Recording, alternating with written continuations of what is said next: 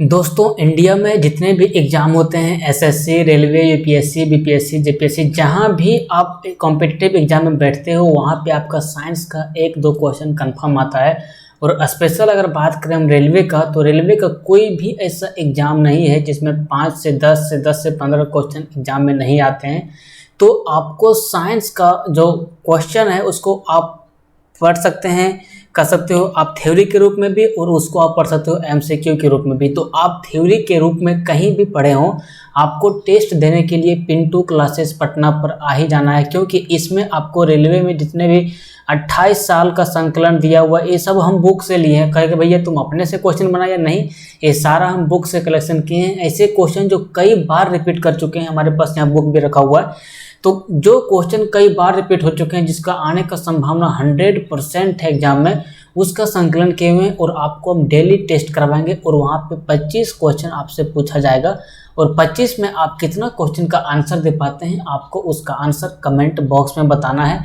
और हाँ, उससे पहले अगर अभी तक आपने इस चैनल को अभी तक सब्सक्राइब नहीं किया है तो यहाँ पे आप क्लिक कीजिए सब्सक्राइब वाले बटन पे। उसके बाद यहाँ पे आपको पूछेगा कि उसके बाद आपको यहाँ पे बगल का बेल आइकन पे दबाना है, इस पर अगर आप क्लिक कीजिएगा तब आपको यहाँ पे देखेगा, क्या देखेगा भैया, कि इस पर आपको मतलब ऑल पर क्लिक करना है, पर्सनलाइज पर क्लिक करना है या नन पर। तो आप यहाँ पे ऑल पर करेंगे तो आपका नोटिफिकेशन ऑन हो जाएगा और आप जो भी मतलब आप जब भी यूट्यूब चैनल खोलेंगे तो हमारा वीडियो का नोटिफिकेशन आपको मिलेगा और आप वहां से आसानी से इस टेस्ट को दे सकते हैं 25 क्वेश्चन, क्योंकि इसमें काफ़ी एनर्जी के साथ बनाया जाता है, काफ़ी मतलब खोजबीन के मतलब क्वेश्चन को तैयार किया जाता है। तो बढ़ते हैं क्वेश्चन की और देखते हैं क्वेश्चन नंबर 1 आज का आपके पास क्या है। तो क्वेश्चन नंबर 1 हम लोग देखने का प्रयास करें। तो क्वेश्चन नंबर 1 हमारे पास है। हाँ, इसका पीडीएफ अगर आपको लेना है तो आप हमारा टेलीग्राम चैनल को ज्वाइन कर लीजिए पिंटू क्लासेस पटना के नाम से। वहाँ पे आपको इसका पीडीएफ मिल जाएगा और आप इसका पीडीएफ को एक्सेस करके 1 सेकंड में आपका समय लूँगा ताकि आप डिस्टर्ब ना हो। चलिए अब देखते हैं आज का हम लोग क्वेश्चन नंबर 1 हमारे पास क्या है। तो क्वेश्चन नंबर 1 हमारे पास है कि हीमोग्लोबिन का क्या कार्य होता है। हीमोग्लोबिन का क्या क्या होता है आपको पता होना चाहिए कि ह्यूमन के ब्लड में हीमोग्लोबिन पाया जाता है और हीमोग्लोबिन का जो मुख्य कार्य होता है वो ऑक्सीजन को ले जाने का काम करता है। ये सारे बॉडी पार्ट्स में ऑक्सीजन को ले जाता है कौन, तो हीमोग्लोबिन। और इसका सही उत्तर होगा ऑप्शन नंबर बी। ठीक है, अब बढ़ते हैं second number question. Question number 2 है कि मानव शरीर में भीतर खून, मतलब मानव शरीर के जो भीतर खून है वो निम्न में से किसकी उपस्थिति के कारण नहीं जमता है। आखिर भैया हमारा जो ब्लड है ये ब्लड जम जाना चाहिए ना, जैसे हमारा ब्लड बाहर निकलता है तो वो ब्लड जम जाता है, तो शरीर के भीतर हमारा ब्लड क्यों नहीं जमता है, क्या इसके पीछे का कारण है। तो हमारे ब्लड में जो है सो हेपेरिन नामक पदार्थ पाया जाता है। हेपेरिन नामक पदार्थ, इस पदार्थ की उपस्थिति की वजह से हमारा ब्लड जो है सो हमारे बॉडी के अंदर नहीं जमता है, मतलब इसका क्लॉटिंग नहीं होता है। आपको यहाँ से पूछेगा कि रक्त का थक्का जो जमता है वो किस विटामिन के कारण जमता है, तो विटामिन के को आप याद रखेंगे। विटामिन के जो है सो रक्त का थक्का बनने में क्या करता है, 1 सेकंड यहाँ पे आपको देखने में दिक्कत हो तो फिर से लिख दूँ मैं। विटामिन के जो है मेरे दोस्त, विटामिन के जो है, विटामिन के वजह से ही हमारा जो बॉडी का ब्लड है उसका क्लॉटिंग होता है। अगर हमारा बॉडी का ब्लड का क्लॉटिंग ना हो तो हम लोग क्या हो जाएंगे, मर जाएंगे, क्योंकि हमारा शरीर से सारा ब्लड निकलेगा तो क्या होगा, मेरा मौत अनिवार्य होना ही है। अब देखते हैं हम लोग third number question. Third number question है कि लाल रक्त कणिकाएं कहाँ उत्पन्न होती है। इसको इंग्लिश में लोग बोलते हैं आरबीसी, यानी कि रेड ब्लड सेल। क्या बोलते हैं मेरे दोस्त, रेड ब्लड सेल। और इसको बोलता है कि लाल रक्त कणिकाएं कहाँ पर उत्पन्न होता है, तो लाल रक्त कणिकाएं मेरे दोस्त हमारा अस्थि मज्जा में, यानी कि बोन मैरो में उत्पन्न होता है। कहाँ पे, बोन मैरो। बोन मैरो में हमारा लाल अस्थि मज्जा, मतलब अस्थि मज्जा में हमारा क्या है कि लाल रक्त कणिकाएं जो हैं वो उत्पन्न होती है। ठीक है, अब देखते हैं हम लोग अगला क्वेश्चन क्या है।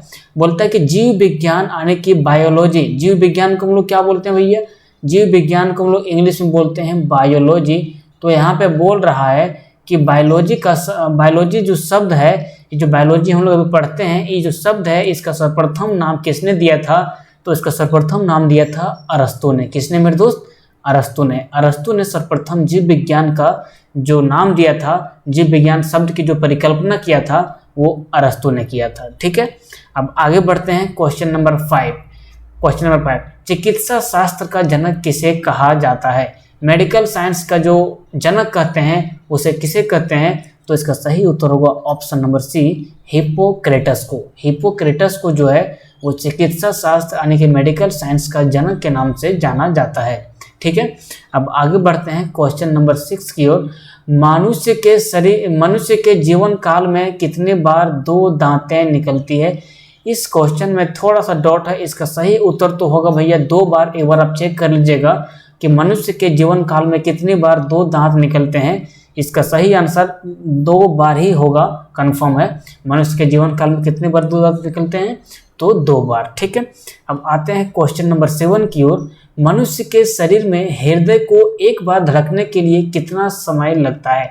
जो आपका ये धड़कन धड़कता है किसी चीज को देख के, किसी लड़की को देख के या कोई आकस्मिक घटना को देख के, तो इस तरह से जो आपका धड़कन धड़कता है वो तो हो गया आपका हार्ट बीट, मतलब कोई टेम्पोररी सिचुएशन में। लेकिन जो एक जनरली साइंटिस्ट लोगों ने दिया है कि आपका धड़कन 1 मिनट में कितनी, मतलब आपका धड़कन मतलब कि कितना बार धड़कता है, मतलब एक बार धड़कने में कितना सेकंड लेता है, तो इसका सही उत्तर होगा ऑप्शन नंबर सी, 0.8 सेकेंड। आपका जो धड़कन है भैया वो 72 बार जो है, सो 72 बार 1 मिनट में आपका धड़कन 72 बार क्या होता है भैया? 72 बार धड़कता है। ठीक है, कितना बार धड़कता है? 72 बार धड़कता है। तो यहाँ से अगर आप निकालना चाहोगे तो 0.8 सेकेंड होगा एक धड़कन, मतलब एक बार आपका धड़कन को धड़कने में। ठीक है, अब आगे देखते हैं क्वेश्चन नंबर 8 क्या है। मानव शरीर में खून के शुद्धिकरण यानी खून का जो प्यूरिफिकेशन होता है वो प्रक्रिया क्या कहलाती है? तो इसका सही उत्तर होगा ऑप्शन नंबर ए, डायलाइसिस। मानव शरीर में खून के शुद्धिकरण की प्रक्रिया क्या कहलाती है मेरे दोस्त? डायलाइसिस। ये सब क्वेश्चन सीधा आपका एग्जाम में छप जाएगा। अगर आप एग्जाम दिए होंगे, 2-3 एग्जाम का आपको एक्सपीरियंस होगा तो आप जानते होंगे ये सब question confirm sure short exam में आपका आना ही आना है। ठीक है, अब आगे देखते हैं क्वेश्चन नंबर 9। बोलता है कि पेंगुइन चिड़िया, पेंगुइन एक प्रकार की चिड़िया है और ये पेंगुइन चिड़िया कहाँ पर पाई जाती है? तो इसका सही उत्तर होगा option number b, Antarctica. Antarctica आपको पता होना चाहिए कि ये मान लीजिए पृथ्वी का मैप है, तो ये जो नीचे वाला पार्ट इधर वाला है, यहाँ पे आपका क्या है?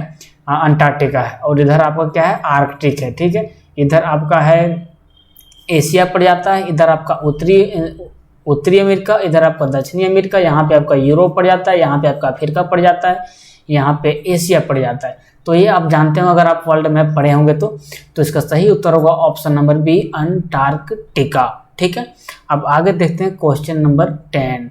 बोलता है कि लार में कौन सा एंजाइम पाया जाता है? लार में कौन सा एंजाइम पाया जाता है? जैसे आप खाना खाते हैं, आप रोटी खाते हैं, तो आपको खाने के साथ साथ आपका लार जो निकलता है वो खाना मतलब उसको मिलाने के लिए, तो वो लार में कौन सा एंजाइम पाया जाता है? तो इसका सही उत्तर होगा ऑप्शन नंबर बी, टॉयलिन।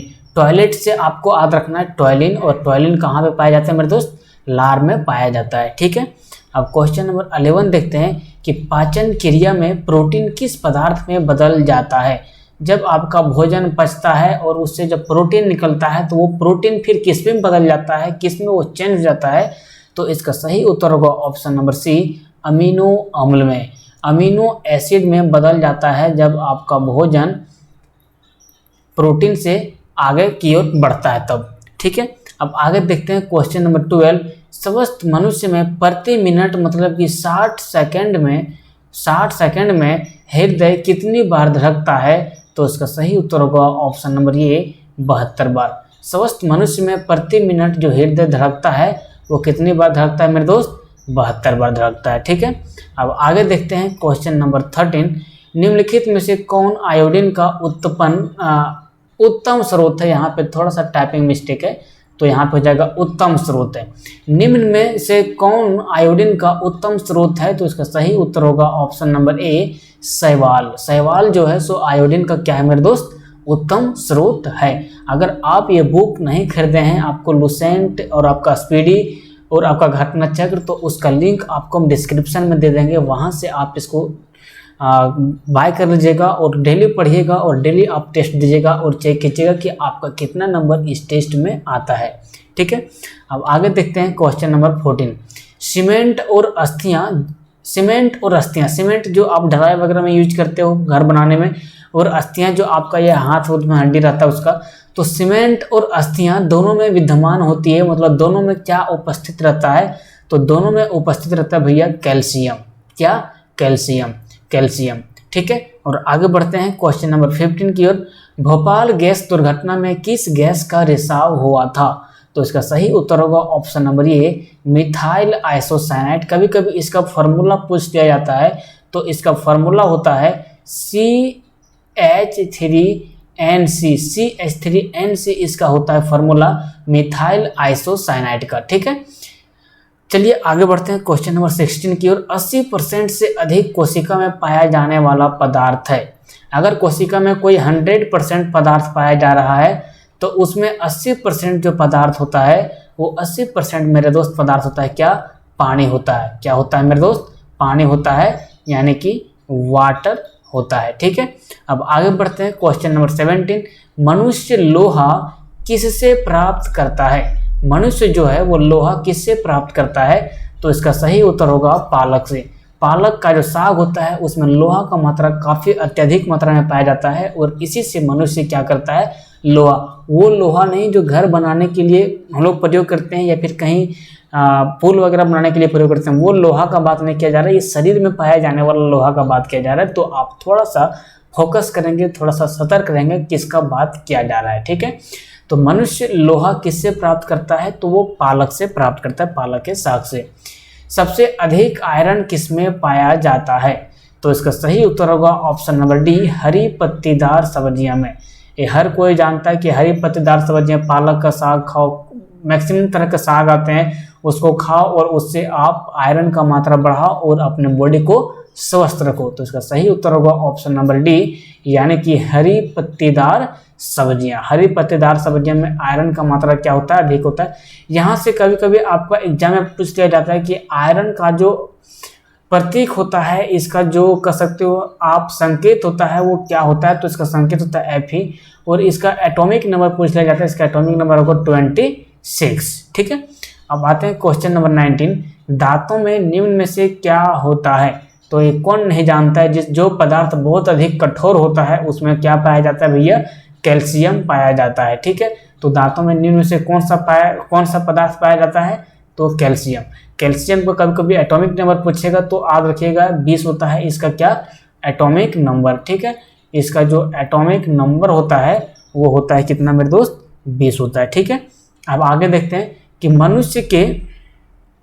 मनुष्य के मस्तिष्क का सबसे बड़ा भाग क्या है? तो ऑप्शन नंबर ए इसका सही उत्तर होगा परम मस्तिष्क। परम मस्तिष्क जो है, मनुष्य का मस्तिष्क 3 भागों में बटा होता है। पहला परम मस्तिष्क, दूसरा मध्य मस्तिष्क और तीसरा अनुमस्तिष्क।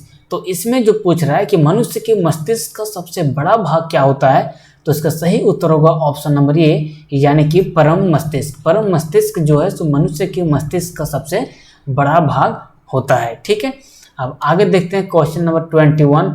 सेरेब्रम किससे संबंधित है भैया? तो आप याद रखेंगे सेरेब्रम जो है सो मस्तिष्क से संबंधित है। इसका लेना देना किससे है? मस्तिष्क से।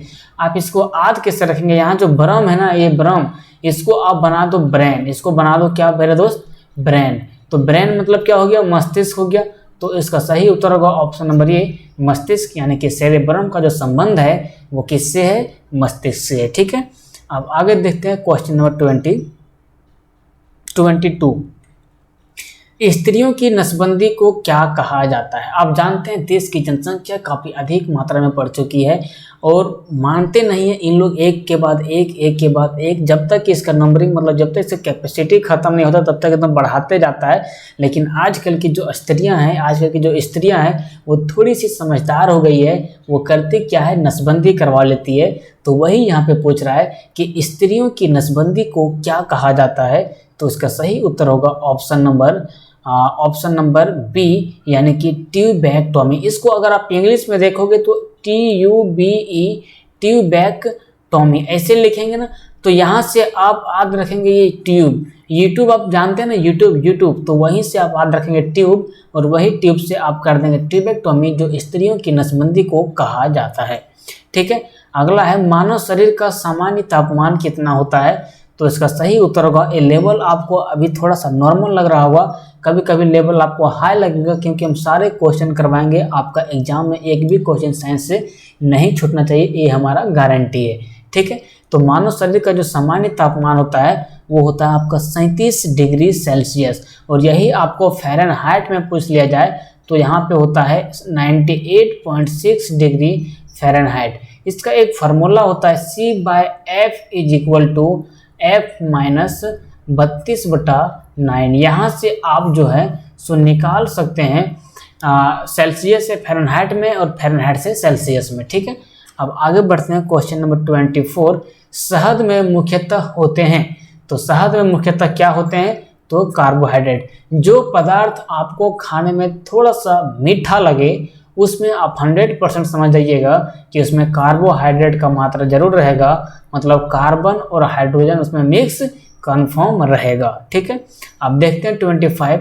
मेलाथियान क्या है, मेलाथियान क्या है, तो ये एक प्रकार का कीटनाशी है। क्या है मेरे दोस्त, कीटनाशी है। मैला से यहाँ से याद रखेंगे, मैला, मैला का मतलब क्या होता है, गंदगी होता है। तो गंदगी पदार्थ क्या होता है, गंदगी पदार्थ कीट वगैरह में पाया जाता है, कीट कभी यहाँ बैठा कभी वहाँ बैठा, तो उस तरह से आप याद रखेंगे कि जो ये मेलाथियान है वो क्या है, एक प्रकार का कीटनाशी है। तो इस तरह से आपके पास 25 क्वेश्चन कंप्लीट होता है, और आपको फिर कल इसका अगला पार्ट 2 करवाने वाले हैं। यहाँ से आप देखेंगे, एक सेकंड, ये जूम क्यों नहीं रहा भैया, हैंग कर गया क्या, एक सेकंड, ये जूम क्यों नहीं हो रहा है। अच्छा, कोई दिक्कत नहीं, मिलते हैं नेक्स्ट वीडियो में, तब तक के लिए जय हिंद, क्योंकि आपका सेशन कंप्लीट हो चुका है। ठीक है।